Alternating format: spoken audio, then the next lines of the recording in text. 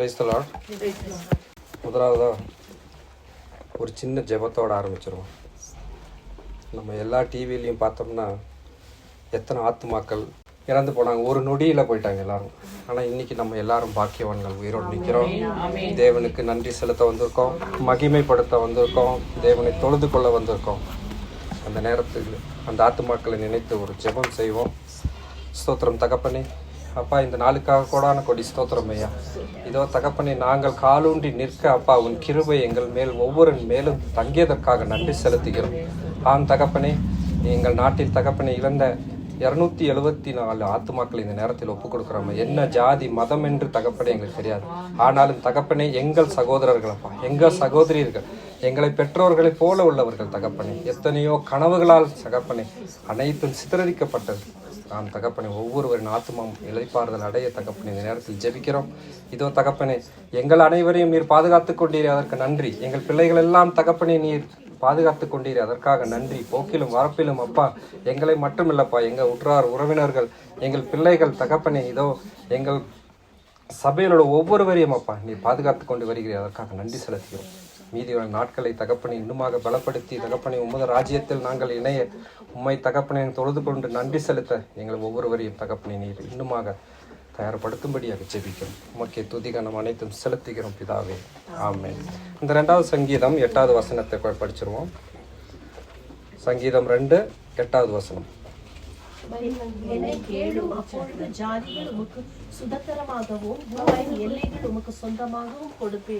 ஆமென். இன்னைக்கு நம்ம நிலையொன்றி கால் நின்று நம்ம எல்லாம் பண்றதுக்கு தேவன் ஆசீர்வதிச்சிருக்கிறார். தேவனுடைய வசனத்தை நம்ம ஒவ்வொரு டைமும் தியானிக்கிறோம். தேவனுடைய வசனத்துல நடக்கணும்னு விருப்பப்படுறோம். அநேக விஷயங்கள்ல நம்ம எல்லாம் உள்ள எடுத்துக்கிட்டாலும் சில சமயத்துல நம்ம கொஞ்சம் இடரல் ஏற்படத்தான் செய்யுது. அது எந்த விதத்துல வேணாலும் இருக்கலாம். ஆனா அதற்கு பலன் கர்த்தர். நம்ம இன்னைக்கு ஒரு ராஜ்யத்தை தேடி தான் எப்போதுமே இருக்கிறோம். இயேசு பார்த்தீங்கன்னா மத்தேயு 13வது அதிகாரம் எடுக்க வேண்டாம், அதில் அநேக விஷயத்தை அவர் ராஜ்யத்துக்காக எப்படி இருக்கும் அப்படிங்கிறத நம்மளுக்கு விளக்கி சொல்கிறார். தேவனுடைய ராஜ்யத்தை எப்போதுமே நம்ம தேடிட்டு தான் இருக்கணும். அது எங்கே இருக்கு? ஏதோ ஒரு காணாத இடத்துல எங்கேயாவது தேவன் வைத்திருக்கிறாரா? இல்லை. லூக்கா 17:21 இதோ இங்கே என்றும் அதோ அங்கே என்றும் சொல்லப்படுகிறதுக்கும் ஏது விராது, இதோ தேவனுடைய ராஜ்யம் உங்களுக்குள்ளே இருக்கிறது என்றார். ஆமென். இப்போ அந்த பரிசேயர்கள் பார்த்தீங்கன்னா இவர் பரலோக ராஜ்யத்தை பற்றி ரொம்ப பேசுறாரு. இவர் என்ன நினைச்சிட்டாங்க, அந்த காலத்தில் எப்போதுமே எல்லோரும் ஒரு ராஜாக்கு கீழே தான் இருந்தாங்க. ஒரு நாட்டின் தலைவர் ஒரு ராஜா இருப்பார். அப்போ அதுக்கு கீழே தான் இருக்காங்க, அவங்களுடைய ஆளுகையில் இருக்கிறாங்க. அப்போ தேவன் இவர் ஒரு புதுசாக ஒரு ராஜ்யத்தை சொல்லிட்டு இருக்கிறாரு. அந்த ராஜ்யம் எங்க? அவர் வேற எங்கேயும் இல்லை, அது உங்களுக்குள்ளதான் இருக்கு. அதுக்கு முன்னாடி வசனம் படிங்க, 20வது. தேவனுடைய ராஜ்யம் எப்பொழுது வரும் என்று பரிசேயர் அவரிடத்தில் கேட்டபொழுது அவர்களுக்கு அவர் பிரதித்திரமாக, தேவனுடைய ராஜ்யம் பிரதிச்சயமாய் வராது, இதோ இங்கே என்றும் அதே அங்கே என்றும் சொல்லப்படுகிறதுக்கும் ஏது விராது. ஆமா, இப்போ பாத்தீங்கன்னா அது இங்கிலீஷ்ல the kingdom of God come not with observation. அன்னைக்கு பாத்தீங்கன்னா ஒரு மோசே கொடுத்த சட்டத்தில் மடி அதை மட்டும் கடைபிடிச்சிட்டு இருந்து தேவனிடத்தில் நம்ம அன்பு பெற்றுவோம், நம்ம தேவனோடு இணைந்துருவோம், நம்மளுக்கு தேவனுக்கு பிரியமானவர்கள் அப்படின்னு சொல்லி அவங்களே முடிப்பட்டாங்க. அந்த சட்டத்துல ஒரு இது இந்த பக்கம் மாறினாலும் அவன் குற்றவாளி ஆயிடும். ஆனா கடவுள் அதை சொல்ல, அது அங்க இல்லை. அந்த அப்சர்வேஷன்ஸ் அதை கடைபிடிக்கிறதுல கிடையவே கிடையாது. ஸோ தேவனுடைய ராஜ்யம் எங்க இருக்குன்னா அவர் நம்மளுக்கு இறங்கி வந்தார் பாருங்க. எந்த இடத்துல? மத்தேயு 6:10 அவர் ஜெபிக்கும் போது என்ன சொல்றாரு? தை கிங்டம் கம், பரம மண்டலத்தில் செய்கிறது போல பூமியில. அப்போ அந்த இடத்துல எப்படி இருக்கோ அது இந்த பூமியில நிக்கணும். இந்த பூமியில் இருக்கிற ஒவ்வொருவரும் அதே போல இருக்கணும். பரலோகத்துல எப்படி எந்த ஒரு கஷ்டமும் இல்லை, துயரம் இல்லை, துன்பம் இல்லை, தேவனை துதிச்சு கொண்டே இருக்கிறமே அந்த நிலை இந்த பூமியில இருக்கணும். அப்படிங்கறதான் பிதாவின் சித்தம். ஸோ பிதாவின் சித்தத்தை கடைபிடித்து நடக்கும்போது தான் பரலோக ராஜ்யத்துக்குள்ள நம்ம இருக்கிற எக்ஸ்பீரியன்ஸ் வரும். ஸோ பரலோக ராஜ்யம்னா அது ஏதோ ஒரு மினிஸ்டர்ஸ் இருக்கிறாங்க, மந்திரிகள் இருக்கிறாங்க, நம்மளை வழி நடத்த போறாங்க, அது கிடையவே கிடையாது. ஒவ்வொரு டைமும் நம்மளுக்குள்ளேயே இருக்கிறது பார்த்தீங்கன்னா. அதனால தான் மத்தேயு 6:33 என்ன சொல்ற? Seek the kingdom of God. பரலோக ராஜ்யத்தையும் அவருடைய நீதியும் தேடுங்கள், அப்பொழுது எல்லாமே மற்றது எது சேர்த்து கொடுக்கப்படும். இன்னைக்கு எல்லாமே அந்த சேர்த்து கொடுக்கக்கூடியது அனைத்தும் எதற்கு? நல்ல கடவுளோட ஆசீர்வாதத்தில் இருக்கிறவங்களுக்கு நிறைய பொண்ணு, பொருள், வீடு, வசதி எல்லாம் இருக்கு. அது அவங்க அனுபவிக்கிறதுக்கா? இல்ல, பிறருக்கு தேவனுடைய வசனத்தை விதைத்து அதிலிருந்து மற்றவர்களை எழுப்புறதுக்கு, அதுதான் தேவனுடைய ஆசீர்வாதம். அதுதான் கொடுக்கப்படுதுன்றார். அவருக்கு தெரியும், எனக்கு பணம் வேணும், எனக்கு காசு வேணும். இன்னைக்கு சர்ச்சு நம்ம ஆல்டர் பண்றோம், அது காசு வேணும், நம்ம உட்காந்து துதிக்கிறதுக்கு ஒரு இடம் வேணும், அதுக்கு எல்லாம் அவருக்கு தெரியும். அது மட்டும் தேவன் கொடுப்பதில்லை.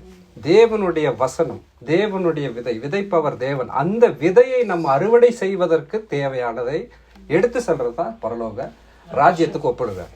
அதான் மத்தேயு 13வது அதிகாரத்துல ஒவ்வொன்றா பார்த்தீங்கன்னா அநேக காரியங்கள் தேவன் அதில் பேசியிருக்கிறார்.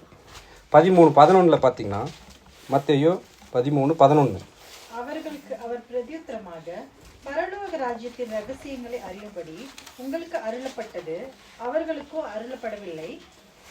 இது என்னன்னா, பரலோகத்திர பார்த்து அப்போஸ்தலர்கள் இருக்கிறாங்க, அவங்களோட சீசர்கள் இருக்கிறாங்க, அவங்களுக்கெல்லாம் டைரக்டா அவரோட ராஜ்யத்தை பத்தி சொல்லியிருக்கிறார். அவங்களுக்கு அதனால கண்டுபிடிக்க முடிஞ்சது, தேவனோட இயேசுவோடு இணைந்து நடந்து கொண்டிருந்தாங்க. ஆனா புறஜாதி மக்கள், அறியாத மக்கள், தேவனுடைய வசனத்தை அறியாத மக்கள், அவங்களுக்கு விதைக்கப்படாது, மனசுக்குள்ள விதைத்தால் அது நடக்க முடியாதவங்களுக்கு அது அர்த்தத்தை கண்டுபிடிக்க முடியல. அதனாலதான் என்ன சொல்றாரு, பரலோகத்தின் ராஜ்யம் அதோடைய சீக்ரெட்டு உங்களுக்கு டைரக்டா தெரியும், மற்றவங்களுக்கு தெரியாதனால தான் அவர் அந்த ஊமைகள்ல நிறைய சொல்றாரு. அவர் என்ன பரலோக ராஜ்யத்தை எப்படி சொல்றாரு, இந்த புளித்த மாவு ஒப்பிடுறாரு. ஒரு அநேக மாவு இருக்கு, அது புளிப்பா இருந்தாதான் அது சாப்பிட்றதுக்கு நல்லா இருக்கும். இன்னைக்கு நீங்க ஒரு இட்லி சொல்றீங்க, தோசை சுட்டாலும் இட்லிக்கு புளிப்புத்தன்மை ஜாஸ்தி தேவையில்லை, அதே தோசைக்கு தேவை. அதை புளிக்கிறதுக்கு என்ன பண்ணணும், நமக்கு கொஞ்சோண்டு இருக்கிறத எடுத்து அதை ஊத்துறோம். அப்போ அந்த புளிப்புத்தன்மை அப்படிங்கிறது விதை, அது மற்றதுக்கு பரவும் போது தான் தேவனுடைய வசனம் இன்னுமாக பரவுது. ஸோ நம்ம அந்த புளிப்புள்ளதாக நம்ம எடுத்துக்கணும். அதே மாதிரி தான் என்ன சொல்றாரு, கடுகு இருக்கிறதுலயே சின்ன விதை, அது எப்படி ஒரு செடியாக பெருசா படர்ந்து மற்றதுக்கு வர பறவைகளுக்கு கூட இருக்குதோ அதையும் ஒப்பிடுறாரு. அதே மாதிரி பார்த்தீங்கன்னா, ஒருத்தர் கடலுக்கு போகிறான், ஒரு ரொம்ப விலையுறந்த உயிர் பவளக்கல், அதை பார்த்துட்டான். அப்போ அவன் என்ன பண்ணுறான், அதை அடையணும்னா அவன் இருக்கிறது எல்லாத்தையும் வித்தாகணும். அதுக்கு என்னத்த ஒப்பிடுறான்னா, தேவனுடைய ராஜ்யத்துக்குள்ள நம்ம போகணும்.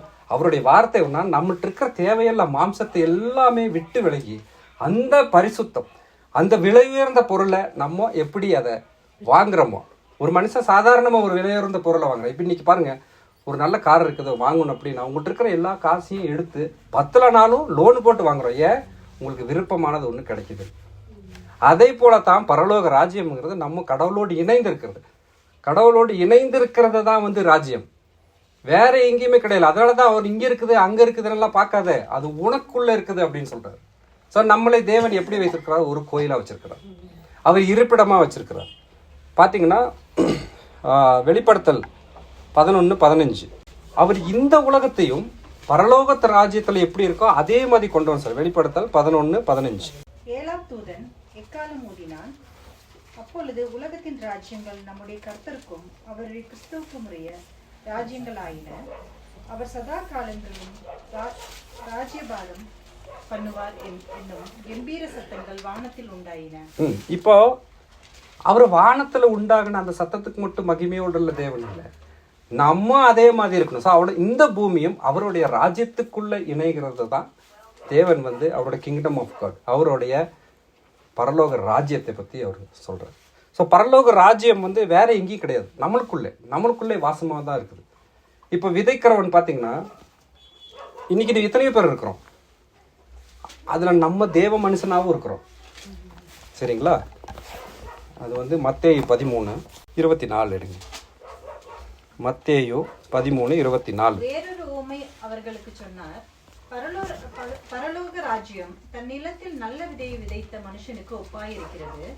மனுஷர் நித்திரை பண்ணுகையில் அவனுடைய சத்ரு கோதுமைக்குள் களைகளை விதைத்து விட்டு போனான். பயிரானது வளர்ந்து கதிர்விட்டு போது களைகளும் காணப்பட்டது. வீட்டெஜமானுடைய வேலைக்காரர் அவனிடத்தில் ஆண்டவனே, நீர் உமது நிலத்தில் நல்ல விதையை விதைத்தீர் அல்லவா, பின்னை அதில் களைகள் எப்படி உண்டானது என்றார்கள். போதும். அதுக்கப்புறம் 30வது வந்துடும். தேவன் என்ன சொல்றாரு? காலத்தில் நான் அறுக்கிறவர்களை நோக்கி, முதலாவது களைகளை பிடுங்கி அவைகளை சுட்டெரிப்பதற்கு கட்டுகளாக கட்டுங்கள், கோதுமையையோ என் களஞ்சியத்தில் சேர்த்து வையுங்கள் என்பேன் என்று சொன்னார். இதுல பாத்தீங்கன்னா விதைப்பவர் தேவன். ஒரு நல்ல விதையை விதைச்சிட்டார். அதுதான் 24வதுல சொல்றார், நல்ல விதையை தேவன் விதைத்திருக்கிறார். விதைச்சிட்டு நம்ம தூங்கிட்டோம் அப்படின்னா அசால்ட் ஆயிட்டோம். விதைத்ததை நம்ம காக்கணும். தேவனுடைய வார்த்தை நம்ம உள்ள வாங்கிட்டோம், அதை காக்கணும். அது நல்ல இருதயத்துக்குள்ள ஆழமா பதியணும். அந்த வார்த்தைகளோடு நம்ம நடக்கணும். தூங்கிட்டோம்னா என்ன ஆயிடுச்சு? கொஞ்சம் அசால்ட்டா விட்டுட்டோம். என்ன பண்ணிட்டான்? சாத்தான் கிளையை கொண்டு வந்து உள்ள விதைச்சிட்டான். அது இன்னொரு இதாகவும் எடுத்துக்குங்க. சபைக்குள்ள விதையை விதைக்கிறோம். அதை கேட்டுட்டு வெளியில போறவங்க எல்லோருமே அந்த வார்த்தைகளோட இல்லாம சில பேர் மாம்சத்தோடு இருப்பாங்க. அப்போ இந்த வார்த்தையோடு வளர்ற அந்த இதையும் அவர் தேவன் வளர விட்டார். அது கூட வர்ற கலையையும் வளர விட்டார். ரெண்டுமே மிங்கிலாதான் இருக்கு. இப்ப நிறைய பேர் கேள்வி கேட்பாங்க பாருங்க, நம்ம இத்தனை பேர் இந்த சபையில இருக்கிறோம், ஆனா ஒருத்தருக்கு மட்டும் ஏன் இந்த பிரச்சனை வந்துச்சு? அது தேவன் விதைக்கலது. அவங்க கிளையாக சாத்தானுடைய செயல்கள்னால அவன் இதோட இந்த சபையோட கூட தான் வரான். ஆனா அவனுக்கு மட்டும் பிரச்சனை. அது நம்ம கடவுள் எதுவுமே விதைக்கிறதே கிடையாது. கடவுள் எதுவுமே நம்மளுக்கு தீமையானதை அனுமதிக்கிறதும் கிடையாது. அறுவடையின் காலத்துல நல்ல கதிர்கள் மட்டும்தான் தேவனிடத்துல போய் சேரும். ஸோ நம்ம அந்த நல்ல கதிர்களாக இருக்கும்போது தேவனிடத்தில் சேருவதுன்றதுதான் தேவனுடைய ராஜ்யம். கடவுளுடைய சித்தம் நம்ம வாழ்வில் நிறைவேறுவது தான் தேவனுடைய ராஜ்யம். நான் இது தியானிச்சுக்கிட்டே இருக்கும்போது இந்த ராஜ்யம் எப்போதுமே இருக்கு. ஒரு மனுஷன் என்கிட்ட கேட்டார், இந்த உலகத்துல நம்ம வாழ்றோம், நல்லா சாப்பிட்டுட்டு நல்லதெல்லாம் செஞ்சுட்டு நம்ம அப்படியே செத்துட்டா என்ன பிரச்சனை? நம்மளுக்கு ஒன்றும் இல்லையே. அப்படி இல்லை. தேவனிடத்துல இணைகிறது தான் தேவனுடைய விருப்பம். அவர் ஏன் இந்த உலகத்துக்கு வரணும்? ஒரு மனிதனும் தேவனை விட்டு விலகாதபடி இருக்கவும், எல்லா மனிதனும் சேர்ந்து பரலோகத்தை நம்ம இதுல படிக்கிற வெளிப்படுத்துதல்ல பரிசுத்தவான்கள் அங்க நின்று தூயவர் தூயவர்னு சொல்ற துதிக்கிறாங்க பாருங்க. அந்த நிலையில நம்ம போய் சேர்ந்ததுதான் தேவனுடைய சத்தம். ஸோ தேவனுடைய ராஜ்யம் வேற எங்கேயும் கிடையாது, நம்மளுக்குள்ள இருக்குது. நம்மளுக்குள்ள அவர் கொடுத்த வார்த்தைகள் இருக்கு. ஸோ இந்த வார்த்தைகளை, இந்த சுவிசேஷத்தை நம்ம பிடிச்சு நடக்கிறது தான் பரலோக ராஜ்யம். அந்த 13ல நம்ம அழகா நிறைய விஷயங்களை அவர் பேசுறோம். ஒவ்வொன்றும் தியானிச்சோம்னா நம்ம இன்னும் அதிகமா நம்ம இது பண்ண வேண்டியதா இருக்கு. ஸோ தேவனுடைய ராஜ்யத்துல ரெண்டாவது பார்த்தீங்கன்னா வெளிப்படுத்துதல் 21 3வது 4வது வசனத்துக்கு 21வது அதிகாரம் 3, 4, 6 வரைக்கும் வசனங்கள். மேலும் பரலோக ராஜ்யத்திலிருந்து உண்டான ஒரு பெரும் சத்தத்தை கேட்டேன். அது இதோ மனுஷர்களிடத்திலே தேவனுடைய வாசஸ்தலமாய் இருக்கிறது, அவர்களிடத்திலே வாசமாய் இருப்பார், அவர்களும் அவருடைய ஜனங்களாய் இருப்பார்கள். தேவன் தாமே அவர்களோடு கூட இருந்து அவர்களுடைய தேவனாய் இருப்பார். இப்போ தேவன் நம்மோடு இருக்கிறதா ராஜ்யம். தேவன் எப்படி இருப்பாரு? இன்னொருத்தர படிங்க 3வது. மேலும் பரலோக ராஜ்யத்திலிருந்து உண்டான ஒரு பெரும் சத்தத்தை கேட்டேன். அது இதோ மனுஷர்களிடத்திலே தேவனுடைய வாசஸ்தலமாய் இருக்கிறது. மனுஷனுடைய இடத்துலதான் தேவனுடையது வாசஸ்தலமா இருக்குது. அப்போ நம்ம எங்கேயும் அங்க போக வேண்டியதில்ல. தேவன் நம்மளுக்காக வாசஸ்தலமா நம்ம கூட இருக்கிறது தான் பரலோக ராஜ்யம். இப்போ நம்ம ஒரு காணாத இடத்துல, அது நம்ம யோவான்ல படிக்கிறோம், என் தகப்பன் வீட்டுல அநேக அறைகள் இருக்குது, மேன்ஷன்ஸ் இருக்கு, நான் தயாரித்தேன். அது நம்ம இந்த உலகத்தை எல்லாம் முடிச்சுட்டு பிதாவோடு சேர்ற அது ஒரு அறை, அது வேற. ஆனா அந்த ராஜ்யம் அப்படிங்கிறது தேவன் நம்மளோட வாசம் செய்வது. அப்போ அவர் நம்மளோட வாசம் செய்யணும்னா நம்ம எப்படி இருக்கணும்? நம்மளுக்குள்ள இருக்கிறவரை தூய்மையாகவும் அவரோட வழிகளை நடக்கவும் அவரோட சித்தத்தின்படி நம்ம நடப்பதுதான் இந்த ராஜ்யம். கடவுளோட ராஜ்யம்ன்றது அதுதான். அப்போ நம்ம கரைப்படாமல் இருக்கணும். இதுதான் தேவனுடைய ராஜ்யம். கரைப்படாத மனிதன் எவனுமே கிடையாது. தேவன் இயேசுட்ட சொல்றார், நல்லவன், யூஆர் தி ஹோலி ஒன் அப்படின்னு சொல்றாரு, யூஆர் த குட் ஒன் அப்படின் போது தேவனை தவிர ஒருவரும் தூய்மையானவர். ஸோ இயேசுவே பிதாவுக்கு ஒரு நிலை கீழே தான் அவரை இறக்கி பேசினார தவிர, நான் இன்னைக்கு நிறைய சபைகளில் பாருங்க பேசும்போது அநேகமா பேசுவாங்க, நான் தான் தூயவன், என்ன போல யாரும் இல்லை, நான் பர்ஃபெக்டா இருப்பேன். அப்படி சொல்றவங்க பரலோக ராஜ்யத்துக்கு தகுதியே கிடையாது. ஃபர்ஸ்ட் பாருங்க, பவுல் கூட என்ன சொன்ன, இருக்கிறதுலே பாவிகள் எல்லாம் மேலான பாவி நான் தான். எவ்வளவு விஷயங்கள் எழுதி கொடுத்துருக்கிறார். ஆனா பவுல் அதான் படிச்சுட்டு இருக்கும்போது பரலோக ராஜ்யத்தை பத்தி அவரு ஒரு இடத்துல ரோமர்ல சொல்றாரு பாருங்க. ரோமர் 14:17 ரோமர் 14:17 பரலோக ராஜ்யம் எங்க இருக்குன்னு சொல்றாரு பாருங்க. ராஜ்யம் புசிப்பும் குடியும் அல்ல, அது நீதியும் சமாதானமும் பரிசுத்த ஆவியினால் உண்டாகும் சந்தோஷமுமா இருக்கிறது. இந்த வசனத்தை பாருங்க. இன்னைக்கு வந்து காசு வந்துருச்சு. என்னது? மத்தேயு 6:33 எடுத்துக்குவோம். பரலோக ராஜ்யத்தை தேடினாங்க, அவரோட நீதியை தேடிட்டாங்க, எல்லாம் சேர்த்து கொடுக்கப்பட்டாச்சு. கிடைச்சதுக்கு அப்புறம் என்ன பண்றாங்க இன்னைக்கு மக்கள்? கருத்தரை மறந்துட்டு ஊர் சுத்துறது, பிக்னிக் போறது, பார்ட்டிக்கு போறது, 10 பேரை சேர்த்துக்க வேண்டியது, இருக்கிற காசுல எல்லாம் என்ன பண்ணணுமோ தேவையற்றதெல்லாம் செய்யணும். ஆனா தேவனுடைய ராஜ்யத்தை இன்னும் பலப்படுத்தி தேடிட்டாங்க, கிடைச்சிருச்சு. அதை இன்னும் பலப்படுத்தி கட்டணும். ஒரு ராஜ்யத்தை கட்டணும் இல்லைங்களா? தேவன் நம்மகிட்ட ஆசைப்படுறதுன்னா ஒரு ஆத்மா 2ஆக மாறணும், 2 4ஆ மாறணும். அது அப்படியே 100 மடங்கா போகணும். விதை என்ன சொல்றது? சில நல்ல விதைகள் 100 மடங்கும் 60ம் 30மாக அறுவடை செஞ்சதுன்னா அப்படின்னா ஆத்துமாக்களை நம்ம அறுவடை செய்வதாது. களஞ்சியத்துல கொண்டு போய் மூட்டையை சேர்த்துக்கிட்டு எகிப்துல யோசேப்பு கொடுத்த மாதிரி பட்னியில் கூட அது வேற. ஆனா இது ஆத்துமாக்களை அறுவடை செய்வது. நம்மளுடைய சர்ச்சில் இருக்கிற ஒவ்வொருத்தரும், நம்ம சபையில் இருக்கிற ஒவ்வொருவரையும் பாதுகாத்து கொள்ளவும், அவர்களை இணைத்து கொள்ளவும் தான் தேவை. இன்னைக்கு பாருங்க எத்தனை பேர் விட்டாங்க, காசு உள்ளவங்க எத்தனை பேர், புறஜாதி மக்கள். நான் நிறைய படிச்சிருக்கிறேன். எத்தனை பேர் கோடிக்கணக்கில் கொடுக்குறாங்க. ஆனால் இதே வந்து ஒரு கிறிஸ்துவன் எத்தனை பேர் கொடுத்தான்னு பார்த்தா நான் ரொம்ப கம்மியாக தான் படிச்சேன். அதுக்கு தென்படுறதே கிடையாது. புறஜாதி மக்களுக்கு உள்ளுக்குள்ள ஒரு நீதியை தேவன் இயற்கையாகவே விதைத்ததை அவன் அதை செய்கிறான். ஆனால் விதைத்த நம்மளுக்கு இதை பற்றி தெரியல. நம்ம அதை கட்ட முடியறதில்ல. பரலோக ராஜ்யத்தை கட்ட முடியல. அதை தேடி போனால் அதுக்கப்புறம் அதை சுதந்திரித்து கொள்ளணும், அதை கட்டப்படணும். இந்த வசனம் என்ன சொல்லுது பாருங்க. பரலோக ராஜ்யம் நீங்க குடிக்கிறதுலயும் சாப்பிட்றதுலயும் இல்லை. நீதி அப்படின்னா கர்த்தருடைய நீதி, தேவனுடைய நீதி.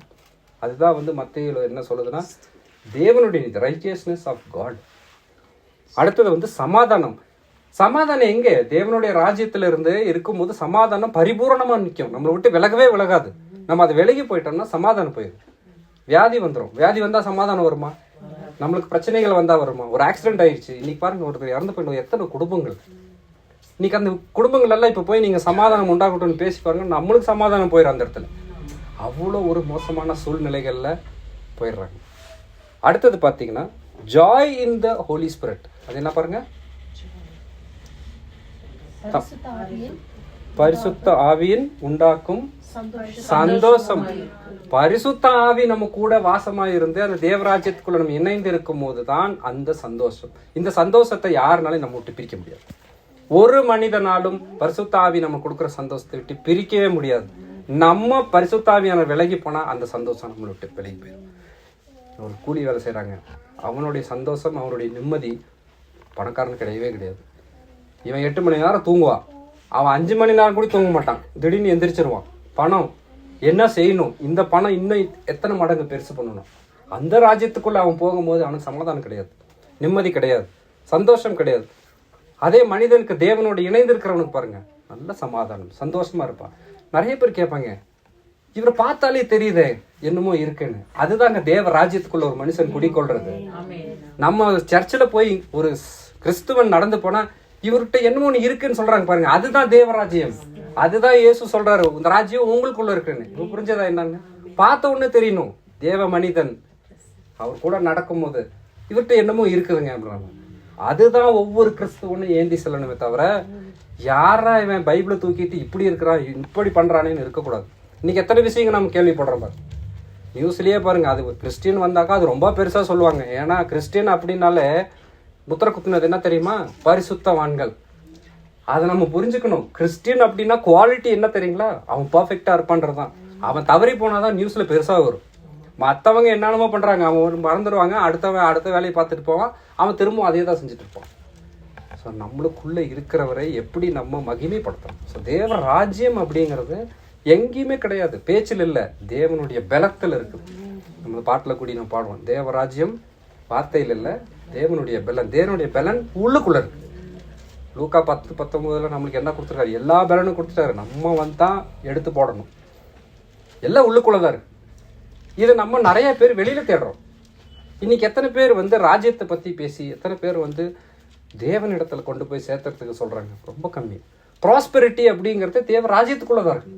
ஒரு மனுஷன் நல்லா ஐஸ்வர்யவானா இருக்கிறதுக்கும் தேவராஜ்யம் தான். அவருக்குள்ள இருக்கும் போது தான் எல்லாமே வரும். நிறைவானவர் உள்ளே வரும்போது குறைவெல்லாம் போயிடும். ஸோ நம்மளுக்கு குறைவானவர் யாருமே உள்ளுக்குள்ள இல்லை, நிறைவானவர் தான் இருக்கிறாரு. நம்ம தடுமாறி போறது தான் ராஜ்யத்தை விட்டு வெளியில வரீங்க. தேவனுடைய பிரசன்னம் தான் ராஜ்யம், தேவனுடைய ஆசீர்வாதம் தான் ராஜ்யம், தேவனுடைய சித்தத்தின்படி நம்ம வாழ்றது தான் ராஜ்யம். தேவனுடைய ஆசீர்வாதம் பரிபூரணமா நிற்கும் போது தான் அந்த ராஜ்யத்தின் மகிமையை நம்ம எடுத்துக்க முடியும். ஸோ இன்னைக்கு நம்ம எங்க போறோம்? பரலோக ராஜ்யம் அப்படிங்கிறது, பரலோகத்துக்கு போறது அது ரெண்டாவது. யோவான்ல இருக்குது, அவர் எழுதின ஒரு இதுல you will be 100 times blessed in this world ன்னு தான் போட்டிருக்கு. இந்த உலகத்துல நீ ஆசீர்வதிக்குமா தான் இருப்ப 100 மடங்கு இந்த உலகத்துல. மேலே போயிட்டு நம்ம ஆசீர்வாதமா இருக்கணும்னு அவசியம் இல்லை.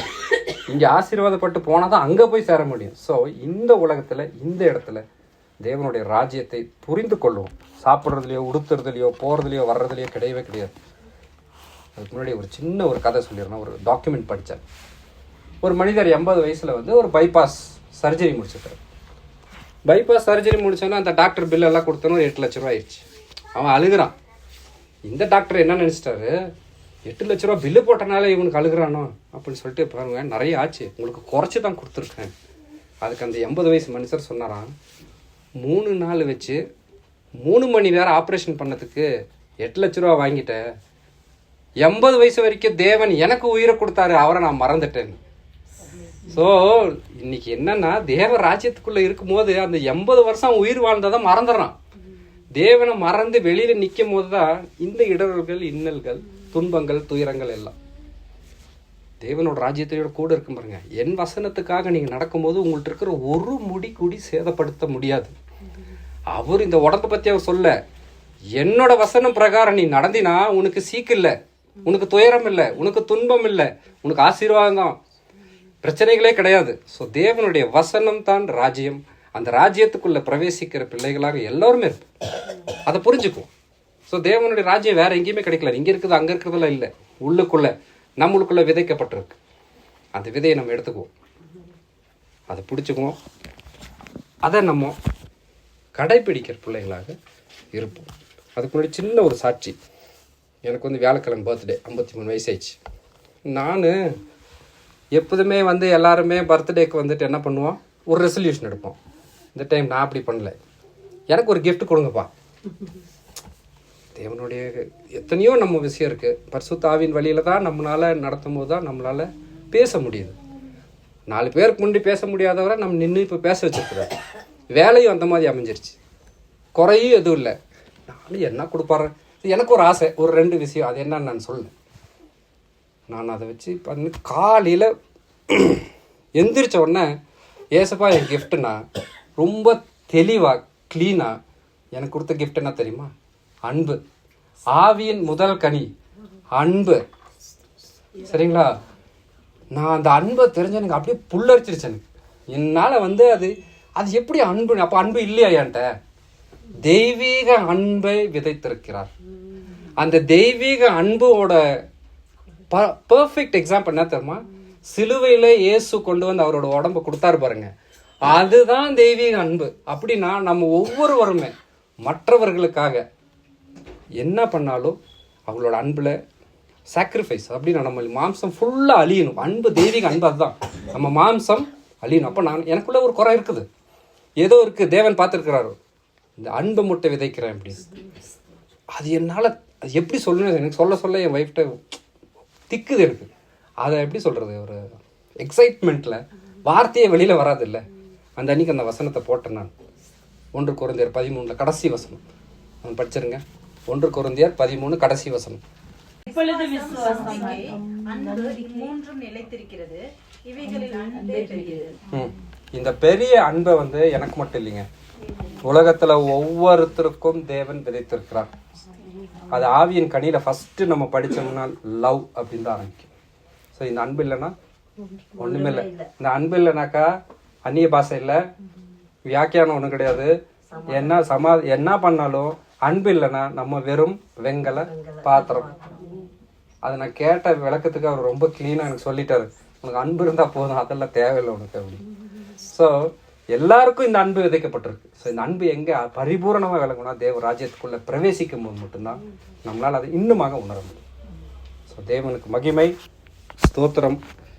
எத்தனையோ குடும்பங்கள் துயரத்தில் இருக்குது. ஆனால் நம்ம இன்னைக்கு தேவனை நன்றி சொல்லி துதிக்க வந்திருக்கோம். ஆசீர்வதிக்கப்பட்ட மக்களாக இருக்கிறோம். அந்த சின்ன கதையில் 80 வருஷம் இருந்த தேவனை மறந்துட்டாங்க. ஆனால் 3 மணி நேரம் வச்ச டாக்டர் மேலே நம்பிக்கையில் போய் ஒரு 8 லட்ச ரூபா கொடுக்குறான். அது ஒரு கதையாக இருந்தாலும் அவங்க கற்றுக்க வேண்டியது ஒவ்வொரு நொடி பொழுதும் நம்ம கூட இருக்கும்.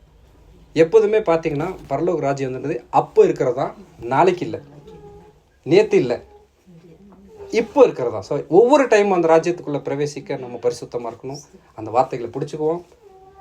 நம்ம கிடைக்கிற ஒவ்வொரு மணி துளியான ரொம்ப பொண்ணை விட பெரிய பொக்கிஷமான வார்த்தைகளை இருதயத்துக்குள்ளே விதைக்கிற இந்த ஒவ்வொரு வார்த்தையும் நம்ம கடைப்பிடிப்போம். ஆமென்.